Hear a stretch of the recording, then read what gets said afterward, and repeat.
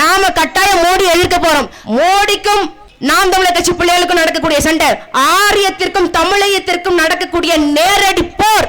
இந்த போரில் தமிழர்களே நீங்கள் வாக்களிக்க வேண்டிய சின்னம் நாம் தமிழர் கட்சியின் விவசாய சின்னம். இங்க நிதி நிர்வாகம் என்னன்னே தெரியாம மத்திய அரசாங்கத்துல நிதி அமைச்சர் ஒருத்தவங்க உட்கார்ந்து இருக்காங்க, அம்மையார் நிர்மலா சீதாராமன் அவர்கள் உட்கார்ந்துருக்காங்க.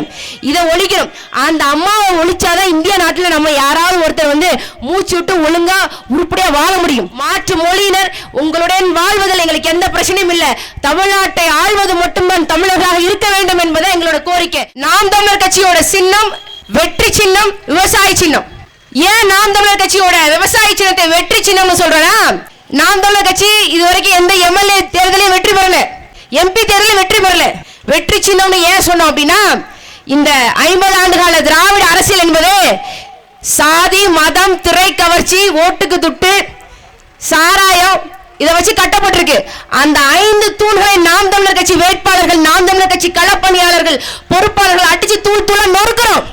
நாம் தமிழர் கட்சி என்பது ஏதோ தமிழ்நாட்டில் ஆரம்பிக்கப்பட்டிருக்கக்கூடிய இன்னொரு அரசியல் கட்சி கிடையாது. நாம் தமிழர் கட்சி என்பது படித்த இளைஞர்கள் முன்னெடுக்கும் அறம் சார்ந்த அரசியல் புரட்சி. அந்த புரட்சியை தான் நாம் தமிழர் கட்சி செஞ்சிட்டு இருக்கோம். பெண்ணடிமையை ஒழிக்கிறோம். இந்த சாதிக்காரன் இந்த தொகுதியில வெற்றி பெற முடியும் அப்படின்னா அதை உடைக்கிறோம். புரட்சிக்காரர்கள் நாங்க, புரட்சிக்காரர்கள் நாங்க. இங்க மாற்றம் மாற்றம் எத்தனையோ பேர் வருவாங்க. ஐயா கமலஹாசன் அவர்கள் சென்ற நாடாளுமன்ற தேர்தலில் வந்தாரு. ஆனா இப்ப என்ன பண்றாரு? ஓட்டுக்கு பரிசு பொருட்கள் கொடுக்க ஆரம்பிச்சார். இது மாற்றம் இல்ல.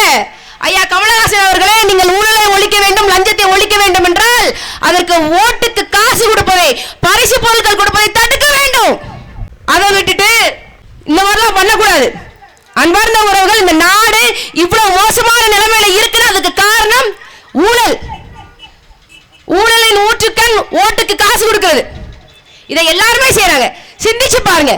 ஒரு நாடாளுமன்ற தொகுதியில உதாரணத்துக்கு இந்த சட்டமன்ற தேர்தலில் இந்த சட்டமன்ற தொகுதியை ஒரு வேட்பாளர் வென்றெடுத்துட்டார் அப்படின்னா, தமிழ்நாட்டில் ஒரு எம்எல்ஏக்கு 1 மாத சம்பளம் என்பது 1,05,000 ரூபாய் தான். ஒரு வருடம் முழுக்க அவருக்கு 12,60,000 தான் சம்பளம். 5 ஆண்டுகள் அவருடைய பணியை நிறைவு செய்தார் அப்படின்னா அவருடைய சம்பளம் 5 ஆண்டுகளுக்கான ஒட்டுமொத்த சம்பளம் என்பது 63 லட்சம் தான். 63 லட்சம் சம்பளம் வாங்குவதற்கு ஏன் கோடி கோடியாக தொகுதி வாக்காளர்களுக்கு ஓட்டுக்கு காசு கொடுக்கிறார்கள், ஓட்டுக்கு பரிசு பொருட்கள் கொடுக்கிறார்கள் என்பதை சிந்திச்சு பாருங்க. கோடி கோடியா நமக்கு ஓட்டுக்கு காசு கொடுத்துட்டு அவங்க என்ன பண்ணுவாங்க?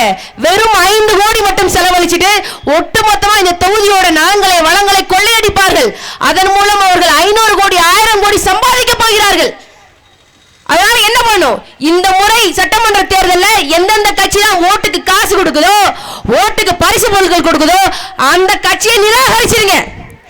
நாங்க இங்க ஐயா கருணாநிதி ஆட்சியை படைப்போம் அப்படின்றதையோ, அம்மையார் ஜெயலலிதா ஆட்சியை படைப்போம் அப்படின்னோ, எம்ஜிஆர் ஆட்சியை படைப்போம் அப்படின்னு சொல்லி வரல.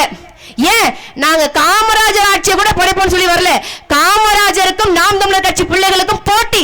காமராஜர் ஆட்சி சிறந்ததா இல்ல வரலாற்றில் நாம் தமிழர் கட்சி பிள்ளைகள் கொடுக்கின்ற ஆட்சி சிறந்ததா அப்படிங்கிற ஒரு போட்டி இருக்கு. நான் சொல்றேன்ல, இங்க ஹிந்துஸ்தான் போட்டோ பிலிம் இண்டஸ்ட்ரி இருக்கு. அதுக்கு மாற்றான ஒரு பொருளாதார கொள்கையை வச்சிருக்கிறோம். பாத்தீங்களா? இதுதான் மாற்று. நாங்க இந்த மாற்றத்தை கொண்டு வருவோம். காமராஜர் தான் ஒரு 9 ஆண்டு காலம் 1954 இருந்து 1963 வரை 9 ஆண்டுகள் ஆண்டாரு. அந்த 9 ஆண்டுகள் மட்டும்தான் தமிழ்நாட்டின் பொற்காலம். தமிழர்கள் இவ்வளவு கஷ்டத்திலையும் இவ்வளவு நெருக்கடிக்குள்ளேயும் இவ்வளவு உரிமைகள் இழந்தும் இன்னைக்கு கொஞ்சம் கொஞ்சம் பிழைச்சு நிக்கிறோம் அப்படின்னா அதுக்கு காரணம் பெருந்தலைவர் ஐயா காமராஜர் அவர்கள். அவர் 1963 என் அன்பார்ந்த உறவுகளை முதலமைச்சர் பதவியை விட்டுட்டு போகும்போது ஆட்சியில 28,000 பள்ளிகள் இருந்தது, 19 பாலிடெக்னிக் கல்லூரிகள் இருந்தது, 9 மருத்துவ கல்லூரிகள் இருந்தது. சென்னையில மட்டும் 700க்கும் மேற்பட்ட நூலகங்களை திறந்து வைத்தார் பெருந்தலைவர் ஐயா காமராஜர் அவர்கள். தென் மாநிலங்களுக்கு கன்னடா, ஆந்திரா, இந்த கேரளா, தமிழ்நாடு, இந்த 4 மாநிலங்களில் ஏதாவது ஒரு இடத்துல உயர் தொழில்நுட்ப கல்லூரி அமைக்க வேண்டும் என்று அன்றைய பிரதமர் நேரு அவர்கள் சிந்தித்துக் கொண்டிருக்கும் போது அந்த செய்தி ஐயா காமராஜர் அவர்களுக்கு கிடைக்குது. உடனே ஒரு தொடர் வண்டி எடுத்துட்டு போய் டெல்லிக்கே போய் பார்க்கிறாரு. அப்படி பார்த்து அவர் கொண்டு வந்த கல்வி நிலையம் தான் மெட்ராஸ்ல இருக்கக்கூடிய Indian institute of technology, IIT Madras. மத்திய அரசாங்கம் என்ன நல்ல திட்டங்கள் கொண்டு வந்தாலும் அதை என் மக்களுக்காக செயல்படுத்தி காட்டிய ஒரே தலைவர் இந்த தமிழ்நாட்டில் இருக்கு அப்படின்னா ஐயா காமராஜர் அவர்கள் தான். இங்க இருக்கக்கூடிய குந்தா அணையை கட்டி இங்க இருக்கக்கூடிய நீர் மின் நிலையத்தை அமைச்சர் ஐயா காமராஜர் அவர்கள் தான். அவருக்கு போட்டியாக நாம் தமிழர் கட்சி பிள்ளைகள் இந்த தமிழ்நாட்டின் ஆட்சியில் ஆகச்சிறந்த நல்லாட்சி கொடுக்க நாங்கள் தயாராக இருக்கிறோம். எங்களுக்கு வாக்களிக்க நீங்கள் தயாராக இருக்கிறீர்களா? இந்த கேள்வி இருக்கு. எங்களுடைய சிந்தனை எல்லாம் ஐயா ஸ்டாலின் அவங்களுக்கு மாற்றாக நாம் தமிழர் கட்சிக்கு நீங்க வாக்களிங்க, எடப்பாடிக்கு மாற்றாக நாம் தமிழர் கட்சிக்கு வாக்களிங்கன்னு சொல்றதுக்கு நான் வரல. எங்களுடைய சிந்தனையே மேற்கத்திய அரசியல் முறைதான். நான் 4 ஆண்டுகள் ஜெர்மனியில் இருந்திருக்கேன். அங்க இருக்கக்கூடிய அரசியல நானும் கொஞ்சம் உள்வாங்கியிருக்கேன். அங்க என் அன்பார்ந்த உறவுகளே, ஜெர்மனி நாட்டில் 16 ஆண்டுகள் ஒரு பெண் அந்த நாட்டை ஆள்றாங்க. ஏஞ்சலா மெர்க்கல்னு ஒருத்தவங்க. அந்த அவங்களுடைய கட்சி கிறிஸ்டியன் டெமோக்ராட்டிக் யூனியன். அந்த கட்சியில எத்தனை உறுப்பினர்கள் இருப்பாங்கன்னு நினைக்கிறீங்க? திமுக மாதிரி 1 கோடி பேர், அதிமுக மாதிரி 1.5 கோடி பேர் அப்படி இருப்பாங்கன்னு நினைக்கிறீங்களா? இல்ல, அந்த அம்மாவோட கட்சியில ஒட்டுமொத்தமா இருக்கக்கூடிய கட்சி உறுப்பினர்களோட எண்ணிக்கை 2000 பேர் தான். அப்புறம் எப்படி அந்த அம்மா 16 வருடம் தொடர்ச்சியாக அந்த நாட்டின் சான்சலராக பிரதமராக இருக்குது அப்படின்னா அது காரணம் ஒன்னே ஒண்ணுதான். அங்க நடத்தப்படுறது இஷ்யூ பேஸ்ட் பாலிடிக்ஸ். இங்க இருக்கிற மாதிரி பிக் பாஸ்ல ஐயா கமலஹாசன் வந்த உடனே அவருக்கு ஒரு திரை கவர்ச்சி இருக்கு. அவர் வெள்ளையா இருக்கிறாரு, அவர் அழகா மீசிய மலிச்சிருக்கிறாரு. இது இல்ல, இந்த பெர்சனாலிட்டி கல்ட் பாலிடிக்ஸ் நாம் தமிழர் கட்சி சுக்குநூறா உடைக்கணும் அப்படின்னு சொல்லி வீறு கொண்டு நிக்கிறோம். இஷ்யூ பேஸ்ட் பாலிடிக்ஸ் போறோம். எப்படி ஜெர்மனியில மக்கள் சார்ந்த பிரச்சனைகள் ஒரு 25 மக்கள் சார்ந்த பிரச்சனைகள் இருக்கு அப்படின்னா இந்த கட்சிகள் அதை சரி செய்யும், அவரோட நிலைப்பாடு கொடுக்கணும். இப்ப என்ன அப்படின்னா 8 வழிச்சாலை வேணுமா வேண்டாமா? திமுக வேணும் சொல்லும், அதிமுக வேணும் சொல்லும், நாம் தமிழர் கட்சி வேண்டான்னு சொல்லும். அது மட்டும் இல்ல, நாம் தமிழர் கட்சி 8 வழி சாலை தமிழ்நாட்டில் அமையக்கூடாது அப்படின்னு சொல்லி நீதிமன்றம் வரைக்கும் சென்று போய் தடை உத்தரவு வாங்கிட்டு வரும். இது நாம் தமிழர் கட்சியோட நிலைப்பாடு. அதிமுக திமுக நிலைப்பாடு. அது நாங்க சொல்லுவோம் கச்சத்தீவை திருப்பி மீட்டெடுக்கணும்னு சொல்லுவோம். திமுக அதிமுகவும் கச்சத்தீவை மீட்டெடுக்க முடியாது அப்படின்னு சொல்லும். நீங்க பாருங்க யார் யார் என்னென்ன பிரச்சனைகளுக்கு என்னென்ன தீர்வுகள் வச்சிருக்காங்கன்னு சொல்லுங்க. நாங்க மதுபான கடைகளை முற்று முழுதுமாக மூடுவோம்னு சொல்லுவோம், மூடுவோம். ஆனா அவர்கள் சொல்லுவாங்களா திமுக அதிமுக மதுபான கடைகளை மூடுவோம்னு சொல்லுவாங்களா? மூட மாட்டாங்க. அதை வைத்துதான் அவர்களுடைய பொருளாதார கொள்கை இருக்கு. பொருளாதார கொள்கை இருக்கு. பல கோடி பெண்களின் தமிழ்நாட்டு பெண்களின் தாலி அறுத்த காசுல இங்க நலத்திட்டங்கள் செய்து கொண்டிருக்கிறார்கள். அந்த நலத்திட்டங்கள் யாருக்குமே உருப்படாது சொல்லிட்டேன். இதுதான் நாம் தமிழர் கட்சி வைக்கின்ற இஷ்யூ பேஸ்ட் பாலிடிக்ஸ். இந்த இஷ்யூ பேஸ்ட் பாலிடிக்ஸ் வேணும் அப்படின்னா வருகின்ற 2021 சட்டமன்ற தேர்தலில் ஏப்ரல் 6ஆம் தேதி நீங்கள் வாக்களிக்க வேண்டிய சின்னம் நாம் தமிழர் கட்சியின் விவசாய சின்னம். இங்க மிகப்பெரிய ஒரு மோசடி நடக்குது. என்ன மோசடி அப்படின்னா இங்க இருக்கக்கூடிய பெருவாரியான மக்களுடைய தொழிலே வேளாண் தொழில்கள் தான். அந்த வேளாண் தொழிலுக்கு வேட்டு வைக்கிற மாதிரி ஒரு சட்டம் கொண்டு வந்திருக்கார் ஐயா மோடி அவர்கள். நாம் தமிழர் கட்சியோட உதகை சட்டமன்ற தொகுதி வேட்பாளர் அண்ணன் ஜெயக்குமார் அவர்கள் வெற்றி பெற்று தமிழ்நாடு சட்டமன்றத்துக்குள்ள நுழைஞ்சா முதல் வேலையாக வேளாண் சட்டங்களின் சட்ட நகல்களை தூக்கி துண்டு துண்டா கிழிச்சு போடுறான். காரணம் என்ன? Agriculture is state subject. விவசாயம் என்பது அரசு மாநில அரசுகளின் அதிகாரத்துக்கு உட்பட்ட ஒரு துறை. அந்த விவசாய துறையில் மாநில அரசுகளின் ஆட்சிக்கு அதிகாரத்துக்கு உட்பட்ட ஒரு துறையில மத்திய அரசாங்கத்தின் மோடி அமித்ஷா நீங்க எப்படி சட்டம் நிறைவேற்றலாம் அப்படின்னு நாங்க கேட்போம், கட்டாயம் கேட்போம். இதை அதிமுகவோ திமுகவோ கேட்பாங்க அப்படின்னு நீங்க நினைக்கிறீங்களா? கட்டாயம் கேட்க மாட்டாங்க. அதிமுக என்பது மோடி அமித்ஷாவுக்கு நேரடி அடிமை. மோடி அமித்ஷாவோட கூட்டணியில நேரடியா இருக்கிறாங்க. ஐயா ஸ்டாலின் அவர்கள் மோடி அமித்ஷாவுக்கு மறைமுக அடிமை, அவ்வளவுதான். ஏன் அப்படின்னா மோடி அமித்ஷாவுக்கு எதிராக ஐயா ஸ்டாலின் அவர்கள் நீங்க ஏதாவது ஒரு வார்த்தை பேசினார்னு நினைச்சுக்கோங்க, அடுத்த நிமிடம் அவருடைய தங்கை கனிமொழியும் நீங்க வாக்களித்து தேர்ந்தெடுத்துறீங்களே உங்களுடைய நாடாளுமன்ற உறுப்பினர் ராசா அவர்களும் திகார் சிறையில் போய் கழுவிங்க வேண்டிதான். அதனால மோடி அமித்ஷா கொண்டு வரக்கூடிய எல்லா தீயல் திட்டங்களையும் நேரடியாக எதிர்க்க வேண்டும் என்றால் இந்த தேர்தலில் நீங்கள் வாக்களிக்க வேண்டிய சின்னம் நாம் தமிழர் கட்சியின் விவசாய சின்னம். என் அன்பார்ந்த உறவுகளே, மறந்து விடாதீர்கள், இந்த தேர்தல் என்பது ஆரியத்திற்கும் தமிழியத்திற்குமான ஒரு போர். திமுக வெற்றி பெறும் கனவு கூட நினைச்சாதீங்க. இவிஎம் மெஷின்ல மாயாஜால வித்தை பண்ணி கொண்டு இருக்கிறார் ஐயா மோடியையும் அமித்ஷாவும். அந்த வகையில கடந்த 25ஆம் தேதி பிப்ரவரி 25ஆம் தேதி கோயம்புத்தூர் வந்தாருங்க. நான் கூட அந்த கூட்டத்தில் போய் கலந்துக்கிட்டேன். என்ன சொன்னார் அப்படின்னா திமுகவின் பலம் போய்விட்டது ஒளிந்து விட்டதுன்னு சொல்லிட்டாரு. அப்படின்னா என்ன அர்த்தம்? இவிஎம் மெஷின் அதிமுக கூட்டணி வெற்றி பெறுவதற்கு ஏற்றார் போல மாத்தி வச்சிருக்காங்கன்னு அர்த்தம். திமுகவிற்கு இந்த தேர்தலில் நீங்க வாக்களிக்க போடுற ஒவ்வொரு வாக்கும் குப்பத்தொட்டில போடுற வாக்குதான். திமுகவுக்கு வாக்களிக்காதீங்க. நீங்க அதிமுகவுக்கு ரெட்டலை சின்ன வாக்களிக்க போகின்ற அந்த ஒவ்வொரு வாக்குகளும் மோடி அமித்ஷாக்கு நேரடியா போடுற வாக்குகள் தான். அதனால அதுக்கும் போடாதீங்க. உங்களுடைய பொன்னான வாக்குகள் தான் சொல்ல மாட்டேன். ஏனென்றால் எங்களுக்கு பொருளியல்ல நம்பிக்கை இல்லை. we are not materialistic people. நாங்க உண்மையிலேயே இங்க ஒரு மாற்றத்தை கொண்டு வரணும்னு நினைக்கிறோம். அதனால உங்களுடைய வலிமை மிக்க வாக்குகளை நாம் தமிழர் கட்சி விவசாய சின்னத்துல போடுங்க.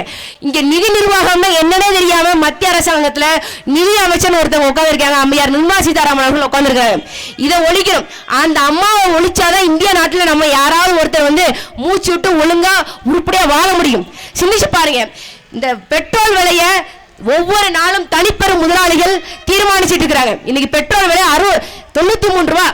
ஐயா மோடி அவர்கள் ஆட்சிக்கு வரும்போது பெட்ரோல் விலை 1 லிட்டர் பெட்ரோல் விலை 61 ரூபாய், கிட்டத்தட்ட 32 ரூபாய் அதிகப்படுத்திருக்காங்க ஐயா மோடி அவர்கள். இதே மாதிரி இந்த வேளாண் சட்டங்கள்னால, அத்தியாவசிய பொருட்கள் தடை சட்டம்னால என்ன வருது அப்படின்னா, வெங்காயத்தோட விலையும் உருளைக்கிழங்கு விலையும் அரிசி பருப்பு எண்ணெய் இதோட விலையும் தனிப்பெரும் முதலாளிகள் தீர்மானிக்க முடியும் அப்படிங்கிற நிலைமைக்கு வருது. இதனாலதான் நாங்க நாம் தமிழர் கட்சி பிள்ளைகள் வேளாண் சட்டங்களை ஒழிக்கணும்னு நினைக்கிறோம். அதே மாதிரி தேசிய கல்வி சட்டத்தையும் நாம் தமிழர் கட்சி வன்மையாக கண்டிக்கிறது. அதையும் நாங்கள் ஏற்றுக்கொள்ள மாட்டோம். நம் தலைமுறை பிள்ளைகள் சிறந்த முறையில கல்வி கற்கணும், சிறந்த முறையில மருத்துவம் படிக்கணும் அப்படின்னா நீங்க திரும்ப திரும்ப அதிமுக திமுக வாக்களிக்கிறத நிப்பாட்டுங்க. எங்களுக்கு வாக்களிங்க. எங்களுக்கு பெருமை மிகு நம்மோட இனத்தின் வலிமையாக இருக்கக்கூடிய எங்களுடைய நாம் தமிழர் கட்சிக்கு வாக்களிங்க. அன்பார்ந்த உறவுகள், மோடி அமித்ஷாவை இருக்கக்கூடிய திறன் நாம் தமிழர் கட்சி பிள்ளைகளுக்கு இருக்கா அப்படிங்கிறத சிந்திக்க கூடாது. நாம் யாரு, நாம் தமிழர் கட்சி பிள்ளைகள் யார் அப்படிங்கிறத நீங்க சிந்திச்சு பார்க்கணும். அன்று இலங்கையை ஆண்ட மரத்தமிழன், ஐயிரண்டு திசை முகத்தும் புகழை வைத்த ராவண பெரும்பாட்டனின் பிள்ளைகள் நாம. இமயத்தில் புலிக்குடி போய்த்த சேல பெரும்பாட்டனின் சோழ பெரும்பாட்டனின் மக்கள் நாம கட்டாயம் மோடி எதிர்க்க போறோம். ஆகையால மோடிக்கும் நாம் தமிழர் கட்சி பிள்ளைகளுக்கும் நடக்கக்கூடிய சண்டை, ஆரியத்திற்கும் தமிழகத்திற்கும் நடக்கக்கூடிய நேரடி போர். இந்த போரில் தமிழர்களே நீங்கள் வாக்களிக்க வேண்டிய சின்னம் நாம் தமிழர் கட்சியின் விவசாய சின்னம். மாற்று மொழியினர் உங்களுடன் வாழ்வதில் எங்களுக்கு எந்த பிரச்சனையும் இல்லை. தமிழ்நாட்டை ஆள்வது மட்டும்தான் தமிழர்களாக இருக்க வேண்டும் என்பதை எங்களோட கோரிக்கை. எங்களுடைய கோரிக்கையை நீங்கள் சரி என்று உணர்ந்து இந்த தேர்தலில் நீங்கள் எங்களுக்கு வாக்குகளை தந்து எங்களை வலிமையாக்க வேண்டும். நாங்கள் எளிய வீட்டு பிள்ளைகள். வலியோர் சிலர் எளியோர் தம்மை வதையே புரிகுவதா, மகாராசர்கள் உலகாளுதல் நிலையாம் எனும் நினைவா, உலகால உனது தாய் மிக உயர்வதை அடைகிறாள், உதவாதினி ஒரு தாமதம் உடனே விழித்தமுள்ளா. நாங்கள் உடனே விழித்துக் கொண்டோம். இங்கே சரியான அரசியலை கட்டமைக்கப்பட வேண்டும் என்று சரியான அரசியல் படையை கட்டமைத்துக் கொண்டு வருகின்றோம். அன்பார்ந்த உறவுகள், சிந்திச்சு பாருங்க. இந்த ஒட்டுமொத்த உலகத்தையும் தமிழர்கள் ஆள வேண்டும், இந்த ஒட்டுமொத்த உலக பொருளாதாரத்தையும் தமிழர்கள் கைப்பற்ற வேண்டும் என்று வெறிகொண்டு நிற்கிறோம். அலைமாகடல் நிலம்பானில் உன் அணிமாளிகை ரதமே அவை ஏறிடும் விதமே உனது அதிகாரம் நிறுவுவாய், கொலைவாளினை எழடா மிக கொடியோர் செயல் அறவே, புகைவாள் ஒரு புள்ளியே உயர் குணமேவிய தமிழா.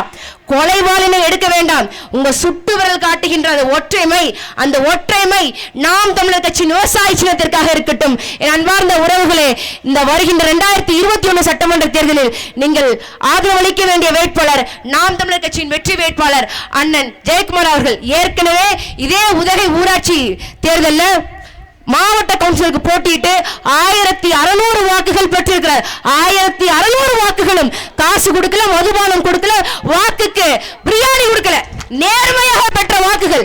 நேர்மையின் மகனாக எங்கள் அண்ணன் ஜெயக்குமார் அவர்கள் இருப்பார்கள். உங்கள் உதகை சட்டமன்ற தொகுதியில் இருக்கக்கூடிய அத்தனை மக்களுக்குமான ஒரு தலைவராக, அத்தனை மக்களுக்குமான ஒரு பிரதிநிதியாக எங்கள் அண்ணன் இருப்பார். ஆகவே அவருக்கு உங்களுடைய வலிமை மிக்க வாக்குகளை தந்து விவசாய சின்னத்திற்கு உங்களுடைய வாக்குகளை தாருங்கள். நீங்கள் ஒரு முறை எங்களுக்கு வாய்ப்பு தாருங்கள். அடுத்த ஒவ்வொரு முறையும் உங்களுடைய தேடலாக, உங்களுடைய தேர்வாக நாம் தமிழர் கட்சியின் விவசாய சின்னம் தான் இருக்கும் என்பதை சூழ்நிலைக்கிறேன். நன்றி, வணக்கம். நாம் தமிழர்.